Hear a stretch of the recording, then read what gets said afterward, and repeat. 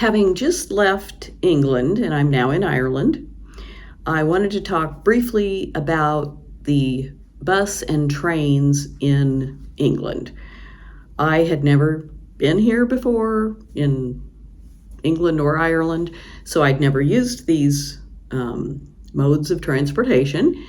And I knew, I've used buses and kind of light rail type city trains, but never cross country in the US. So I wasn't totally unfamiliar, but everywhere is different. So it was a learning curve. Real briefly, my first bus trip was from the airport at Heathrow to my hotel, which wasn't very far, but it was too far to walk. And I was lucky enough to go up to a counter, and a nice young man told me which bus to catch, and I had written it down, but I just wanted to be sure, and where to get on the bus. And he printed out the little itinerary, basically, like which stop at the airport to stand to get on the bus. Printed out on there was also a listing of the stop for me to get off, and the bus number, all the relevant information, which was very helpful because I was jet lagged and very tired, and it just helped to be able to glance at this little piece of paper while I was on the bus to make sure I was going to get off at the right bus stop. And I was able to use my credit card to just tap on, tap off. That's what, everybody can use in England. It's not the same in Ireland. But I will just talk about England here. So that was my first experience. And then I rode the bus from my hotel to the tube, the underground or the subway system, whatever you want to call it, the train in London. And that was a little confusing to me, but I got the hang of it. I messed up once for sure on both the bus and the train, but I just backtracked and, you just deal with it. It's not a big deal. Didn't let it upset me or anything. When I was going to go somewhere new, or even trips in town, wherever I was, I would look it up on the internet on Rome to Rio, R-O-M-E, the number 2, Rio, R-I-O. And it's very helpful. It's mostly accurate. I would say it's 90 to 95% accurate, but there were a few times when the timetable was different in reality than what they showed, or the fare, the cost of riding the train or the bus was different, or you couldn't judge from Rome to Rio. It was, I would buy train tickets at the station. I figured I'm not going to do that online and mess up something, or, not do it right and then have to buy another ticket if I did it wrong. So for buses, you could just use your credit card to tap on and then ride. And when you got back on, you could, pay again. I did figure out in Oxford that I could ask for a round trip. I called it a round trip. I don't think they call it that. I don't know for sure, but they knew what I meant. Someone had said, get a round trip if you're going to take the bus. Like, I was taking it from my Airbnb to Oxford, and then I was going to take it in the evening when I was done from Oxford back to the Airbnb location. And they said it's £3 one way, so it would be £6. But if you do the round trip in the morning, ask for a round trip ticket. And I apologize, I don't remember what they called it, maybe a double instead of a single, I don't know. But then it was £4.50, so it saved you £1.50. And I did that there, but other places, and they gave you a paper ticket to show in the evening or when you were going back to your location. So I was able to do that a few days and save basically £3 total, which was great. I wouldn't have minded paying the entire amount, but it's always nice to get the better deal. Other places in England, I tried to get this double ticket or round trip, And they said, no, you just pay when you get back on. So I don't know for sure if it was the bus driver or the bus line in a city that didn't want to do that. I don't know. It was not a big deal. I didn't try to argue or say, well, I could do it in Oxford. Why can't I do it here? I didn't do that. I did not want to be the ugly American. So just some tips. You can check on this if you like, if you travel to England, and see what works where you are. I think it's possibly different everywhere, or like I said, I may have asked the wrong person or they didn't know about it. I don't know. I wanted to include a few things about the prices of bus and train tickets real quickly. Most bus fares were $3 or less, and that was for in cities or towns, and then possibly, some of them were only $3 to go from one town to another. So I thought that was very reasonable. I ended up walking a lot for me for about 4 miles or more. Some days it was 5 or 6, and I have a knee that bothers me if I overdo it, so I was trying not to overdo it all the time, not every day. And riding the bus, a mile or two helps with not having a sore knee. And I think that's important.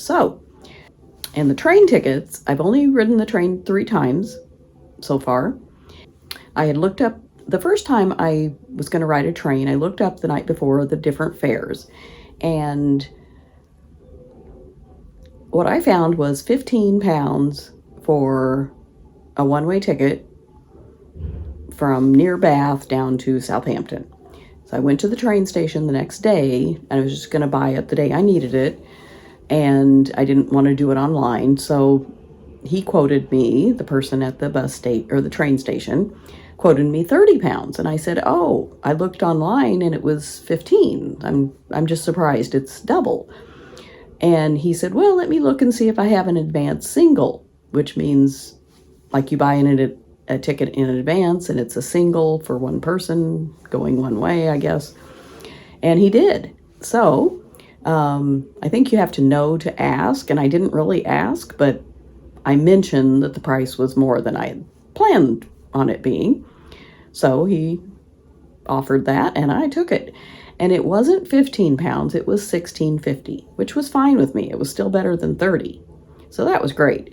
And then the other 2 times I rode the train in England, I did the same thing. I went to the bus or the train station and bought it that day, and I bought tickets that were for a specific train, and they were £6.80 one day, £6.80, and another day it was £7.90, which was still fine with me. The train is much faster than the buses, and I kind of had to get, like, one of them was from Bournemouth to the Southampton airport, and I needed to be there. I needed to make sure that it would be, on time, and I ended up getting there way ahead of time, which it worked out fine. But I didn't mind taking the train instead of a bus. So that was good to know. And another thing I wanted to talk about real quickly is how I prepared after I rode the bus or the tube in London or whatever for a few days. I learned not to drink too much ahead of time and need to use the toilet, as they call it here. Because like the tube, the subway in London, and buses, they don't have toilets on them. And so you have to get off and go find one, which can be an ordeal in itself. And when it's cold and you're, kind of miserable anyway, you don't want to have to go too urgently. So I just filled my water bottle about a third way so that I wouldn't drink a whole bottle, like 16 ounces or something. And that pretty much did the trick. It kept me from urgently having to use the toilet. And that was a good thing. So, do you have any tips about using the train or the bus in England or anywhere else? Please leave a comment if you do. I think it's interesting to know how it all works everywhere. Another thing I wanted to mention was the miles. I looked it up in miles for this video to tell you about it. But a lot of things were in kilometers, which I don't understand exactly. So when I was traveling from one location, Oxford, to south of Bath, England, I just looked it up, and that's about 82 miles. And to drive it, it would be about 2 hours. But on the bus, it took 4 buses and over 4 hours, almost 5 hours, with the transfers and waiting. And so the reason for that is the small rural roads in England are very narrow, and you just can't go as fast, especially a bus. I think they have to be a little more careful maybe, but it was very interesting. There are a lot of roundabouts to slow traffic down, and instead of like a 4-way stop, they'd have a roundabout, and you have to take your turn to get in there. And so it was really interesting, going from one city to another. It's not like in the US. They don't have the major interstate highways or inter-county, whatever you want to call them. In England, they don't have that everywhere. I think from Oxford, or from London to Oxford, they did, because I was on the Oxford Tube, is what they call it, but it's a bus. And it was a double-decker, very comfortable. They had places to plug in to charge your phone or whatever. And that was probably the nicest bus, but they were all fine. It was great. And I always tried to ride on the top of the double-decker ones because you can see so much more. And it was a great way to see the countryside, but it was kind of exhausting. That one day when I moved from Oxford to the Bath area, it was a long day of just traveling. So, just consider that. And that's one reason I didn't go to some places that I had planned to go, because of the time it took to get there. And I did take a train from, when I left the Bath area, I took a bus to Trowbridge, which is a city, I think it's east of Bath. And they had a train station, and there wasn't, I don't believe, a good option for buses. So I took a train, and it went to Southampton. And it was very fast. It took a little over an hour. And on a bus, I bet you that would have taken at least 2 hours minimum, because the train goes out in the middle of the countryside, whereas the buses have to go on roads. So I would recommend trains, if you're in a hurry and just don't want to deal with the bus situation. But the trains are a little more expensive, but it was well worth it.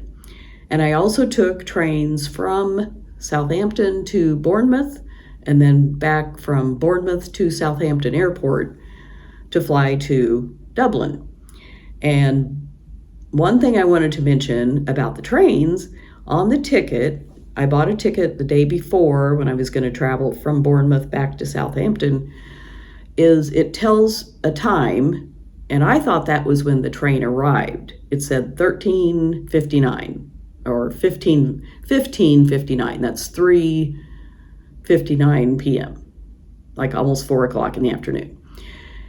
So I thought, okay, I'm going to be there early anyway, but you have to determine where your bus is going, or your train is going to be, so that you can get on, because there's a platform over there and there's a platform over here.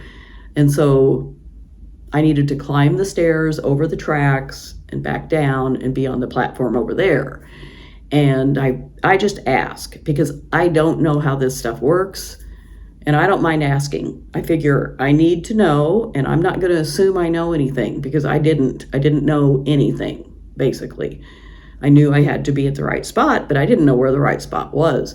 So the person working at the train station said, you need to go up the stairs and over the tracks and back down on the other side. You need that platform that goes east back to Southampton.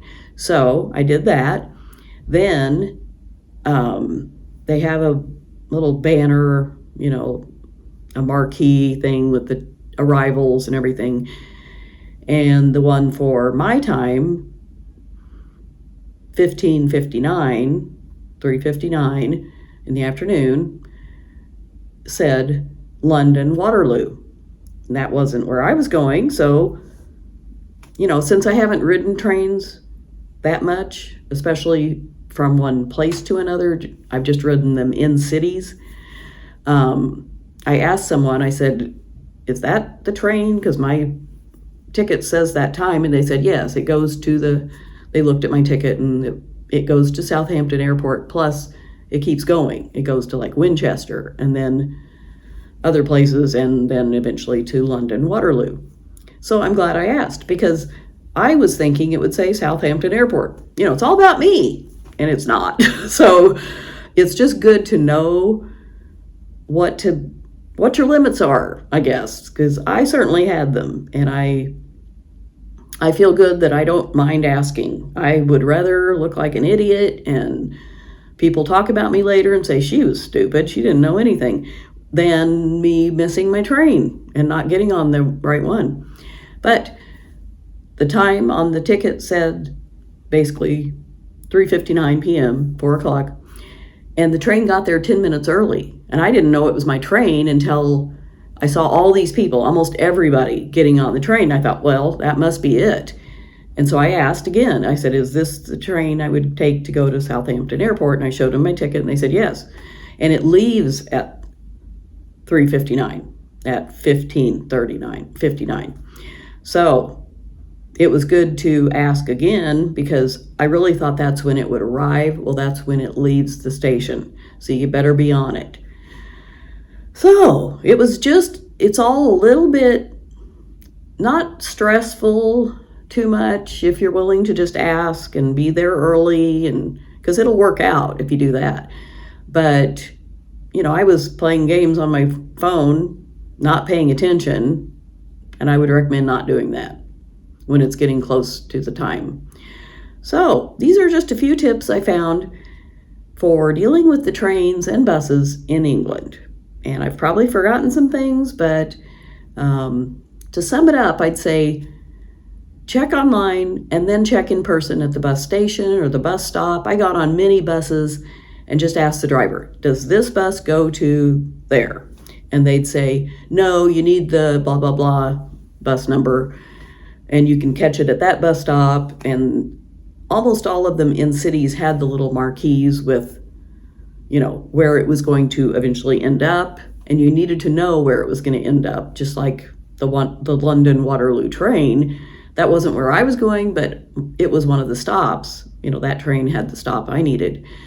So ask questions, just find out. I wrote things down all the time. I got this little book, this little tablet, and it's almost full of just stuff that I've written down because, for one thing, I can't remember anything, and my brain is way overloaded right now.